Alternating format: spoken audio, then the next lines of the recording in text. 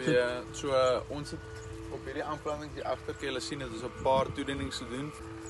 En waar ons met verskillende profiele grond op die plaas sit, van donker, leem, turfgronde en sanderige gronde, het ek dadelik 'n verskil gesien met die groei van die plante, nuwe groei en selfs eenvormigheid by die plante, ongeag of dit op die beter gronde staan en die sanderige gronde self. Ja.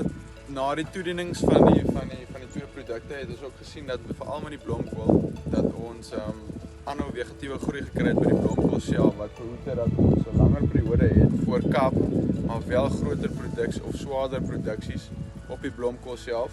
So dit het ook toegelaat dat ons grasie gekry het om minder kunsmis toe te dien, om die plant net te breek dat hy die kop kan stoot.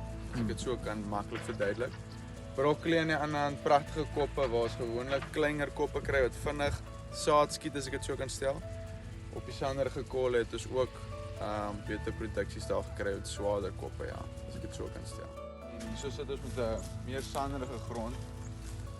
En hier af kan jy dadelik sien die galige groei van die oog af waar ons met die verlede soms met die bakkies verby slag kon jy sien hoe hy dip daar na die sanderige kolle toe, waar jy nog steeds produk afhaal, maar nie teen eenvormigheid wat ons gewoonlik doen nie.